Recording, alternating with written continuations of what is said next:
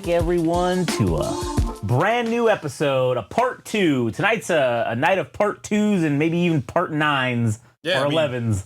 All the best things comes in twos. Indeed. Rocky 2, Empire Strikes Back. The Lost World Jurassic Park. The Lost World Jurassic Park. Yeah. Anyways, my name's Josh, here today with good buddy Adam. Greetings. This is All Gas, No Trash. Obligatory No Curse Minute, sponsored by Game Rage Magazine, which, I mean, we kind of rambled a little bit, so we're basically almost through it. But we just have another few seconds left. And today, we're going to be talking about, this is part two.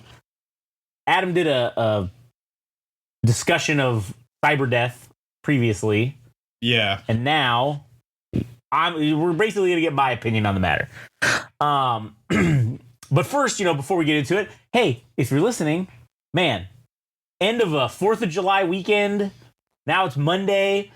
I'm depressed. You're depressed. We're all fucking depressed because we all got to go back to our normie slave wage jobs or wage cuck jobs. And, maybe we here at All Gas No Trash can help you smooth through that a little bit when we're giving you 3 episodes to start your week off. Your post 4th of July back to work hangover. And, hey, maybe if you're a cool guy, maybe you call off on Monday. Who knows? Maybe you just call off and say, fuck that place. All right. I'm just saying. Yeah. Anyways. All right. So that No Curse Minute turned into a twofer. Well, I mean, I was just introducing the episode, but whatever. We can call it that. Okay. No Curse Minute. Anyways, what's the deal with cyber death? Well, tell me the lore. I haven't got. Is there any lore to be had on cyber death? Not all that much. I mean, just an artist that I happened to find on Instagram. Found her particularly interesting because, as far as like her profile goes, rather active. Not only on Instagram, but actually her largest audience is actually on YouTube. Oh, and what's that audience looking like? Like 10K. That's a good number. Yeah, it is. But she's doing kind of like a balancing act between, how do I word it? I don't know. An artist and I guess somewhat of an influencer. Oh, you know what? I've seen that. Okay, now let me ask you this. Me knowing nothing about cyber death, okay? I've seen that with, like that chick, we did a song, I forget her fucking name. I think her name was Maggie Lindemann or something like that. And she did that song, Break Me. We covered that. We did like a listen on that a while back. This was like a while ago. It was like last year, I think. And She is like an Instagram whore, but also is in a band. And so it's like that. Is that this, or is she just doing other non-sexual influencer things? Oh, no, it's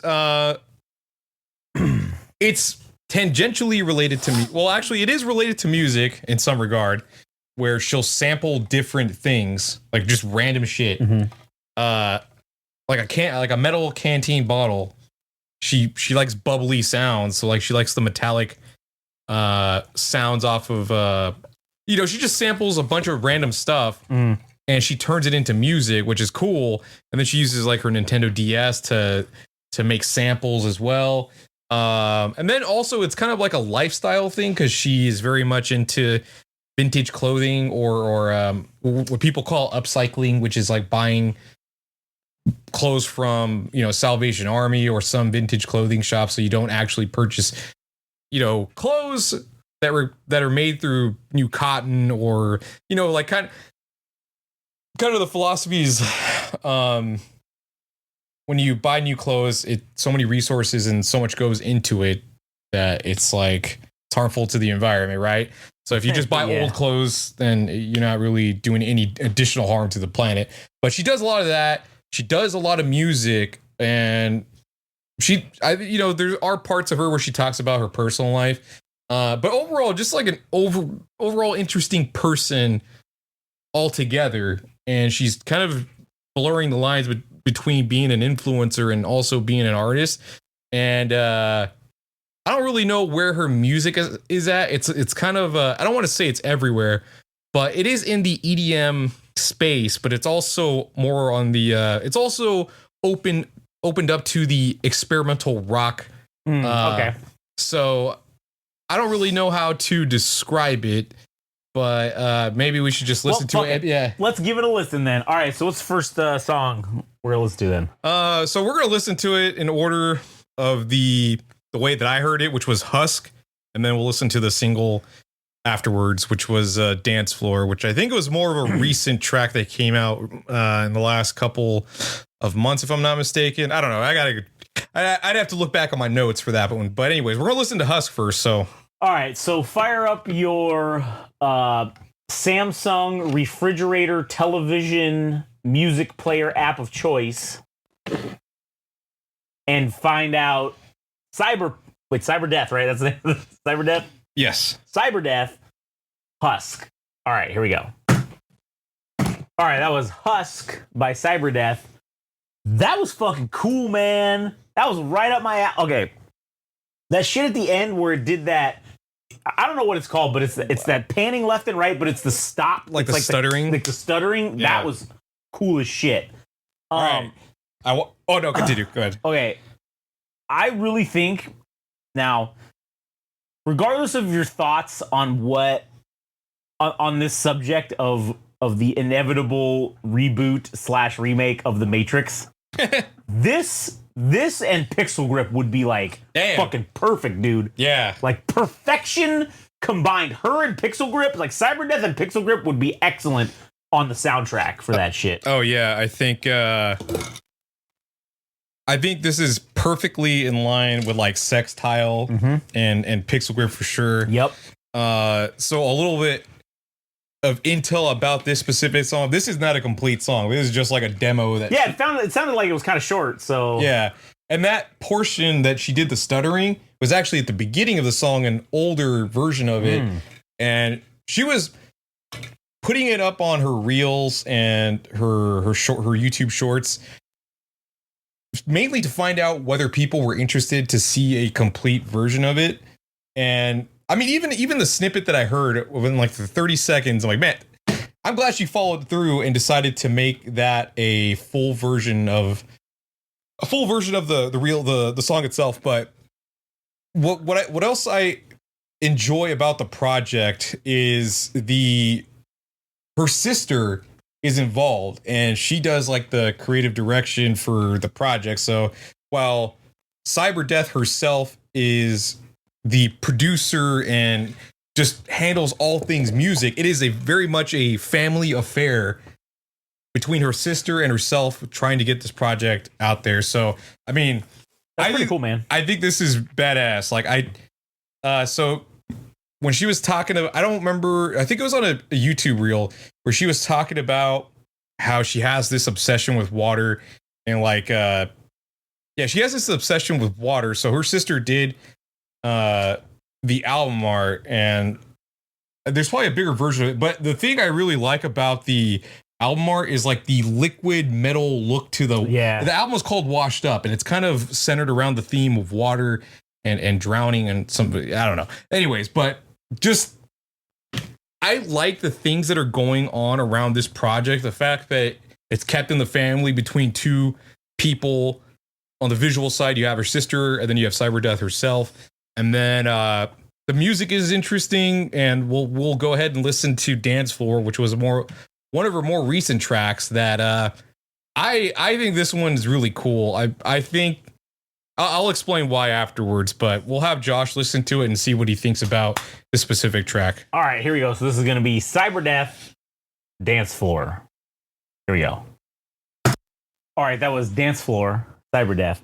All right, I just want to open with, well, for this portion of the the review of the song, I really like Cyber Death. I really am legitimately looking forward, just off of hearing these two songs, I'm looking forward to an album or whatever the next releases are going to be. Yeah. That's awesome. This song, this Dance Floor song, all right, this is, again, here I go on a crazy fucking tangent, okay? I was talking about this with someone earlier about how I thought it was crazy how kids nowadays can like the 8, 9, 10, 11-year-olds, or, you know, my daughter's just turned 7, right? So like she can go into a VR world. Roblox. Well, not even Roblox, but it's like built like ours, and she can go and like I saw this video of a guy in VR grabbing a fucking disc of Halo 3, opening up the case, grabbing the disc, pushing the button, opening the Xbox 360, putting it in there, and fucking going, right? Okay, like doing and then playing Halo 3 in a VR fucking game. So it had me thinking how crazy that is, and then I also was like, also that TV that was in there was it was an old like CRT TV, and I'm like, okay, see, the Zoomer kid who made that fucking VR game, he doesn't know that at the time Halo 3 was out, there was like a revolution in like HD-ish type. So there was like 1080i. That was like the first level of flat screens. That's what we played those games on. We didn't play them on those old CRT TVs. Most of us played them on like a 480p, 720p, 1080i kind of newish flat screen TV, like that new technology or whatever. And so that's like the touch that it was missing. So it gave me this idea, and this song is perfect for this fucking idea for a fucking movie where it's a guy who just wakes up and he's back in like 2007 and he's like, what the fuck? And he's literally playing Halo. He's like, oh, he puts the thing in. And it's something like that where he's like, wait a minute, I didn't play this on an old CRT TV. Like, I don't remember this. Like, what am I like? There's little touches that are missing. And then throughout the movie, he realizes that he like died or he got in a car accident or something when he was like in his 40s. And then his brain, they were able to save his brain. They put him into a VR simulation of the shit that was popular. Like they could only go back to like 2007 was like the earliest they could get it back to. So they put him in there to try to like rehabilitate his mind and then put him in like a fucking robot or something. I don't know. I haven't fully fleshed it out. But that song right there is like perfect for when he's like figuring out like, hey, wait a minute, something's not right here. And then he slowly fucking figures it out that, oh shit, something is I am living in a simulation. And it also is a weird commentary about our current life that you can see. People can live the simulation of our lives back from 2007. Isn't that fucking crazy? That's something that like our parents couldn't say. Like this music, I don't know, man. This music is great and it inspires weird thoughts and shit like that. But like our parents couldn't do that. Like we couldn't do that. We couldn't go back and live in a simulation of our parents' lifetime, like a Ready Player One style type deal. That's like what we're starting to experience now. And movies about that kind of stuff, this music is like perfect for. Man, I feel, I'm sorry, I went on a tangent. Oh, no. I was thinking like, man, now I kind of feel bad thinking, well, I don't know if I feel bad. Maybe I feel strange thinking how Gen X didn't really have the degree of technology that we do. Talking about millennials and Gen Z, right? Yeah. How their life was more analog than anything. Right. Whereas like for us that grew up in the 90s or even in the 2000s, like our lives revolved around video games. Well, I mean, going out and doing all that shit, but man, video games were a big part of my fucking life. But also the emergence of the internet as we know it. I mean, the first couple stages of the internet, and then I don't know. I was just thinking about how tied we are to like a digital age, so much more so than Gen X. Yeah, I think cyber death is like now maybe I'm crazy, but I think cyber death is like a commentary on millennials are the best generation. We literally had the best of both everything. We had that analog outside playing, touching grass, coming home when the streetlights came on lifestyle. We also had video games and a digital realm that was just beginning to, open up. But it wasn't our whole world either. It wasn't like the kids nowadays after us where it became everything. Like we had both. We literally had the best of both worlds, man.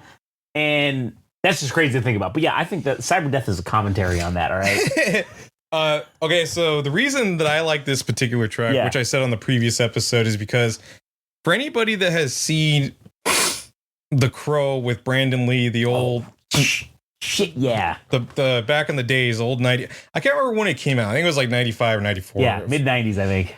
But the soundtrack for that particular fucking movie is probably like one of the not only is it a pretty decent, faithful like comic adaptation, but the soundtrack for the fucking movie is pretty goddamn amazing. And that's where my mind goes with this specific track, especially with that guitar riff with the. There's a song from The Cure called "Burn," which was the titular track of that specific soundtrack, and it very much gives me that feeling, but also that soundtrack also featured like electronica type of stuff, like I don't remember, I think it was industrial. It was definitely electronic music. Like, yeah, definitely. It was more. Yeah, it was electronic, and I think there was a heavy kind of. There was goth. There was it was like goth. Yeah, it was goth, electronic, and industrial-ish. Yeah, like. But yeah, just and it's not to say that the song's perfect. Like I think the song's good, but like I think there's more good shit on the way from like Cyberdeath. Yeah, man. From it's like for me, it's the potential of the two songs that we heard, where things can go afterwards. Like, that's what gets me excited. Not to discredit the songs themselves. I'm like, oh no, there's definitely more shit on the way. There's better things on the way. We just have to wait out and see what more we can get from Cyberdeath. So I don't know when she's releasing new music or when that's happening, but I'd highly recommend anybody go follow her. Like I said, I mean, I don't want you to get too invested to the point that you become like a stalker or anything like that. Because all right, listen, I know people get weird with shit like that, right? Anything we say, we are not encouraging stalking or any kind of weird shit. Okay. Yeah. If you have to think about it, if you have to question whether or not it's weird shit, the answer is yes, it's weird shit. Don't do it. Yeah. All right. I just please keep a sense of personal detachment when you follow a new artist. Like, just keep it at that. Appreciate them from their artistry and their creativity, but don't make it more than what it is. And they don't give a fuck about you, okay? Just remember that, okay? Don't get crazy, like, infatuated. They don't give two shits about you. There's no possible universe in which you could be with them, all right? It's not fucking gonna happen. As soon as we get off this episode, I don't know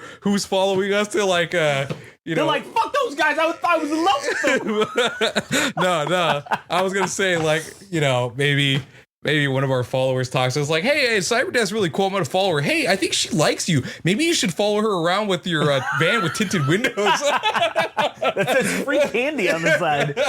Oh, man. Don't do that. Don't do that. Yeah, that's a bad idea. That was a joke. I just want you to know that. Yeah. That's the end of the episode. So fucking A, dude. Man. Anyways, don't do any of that stuff and make good choices. That's all we have to say.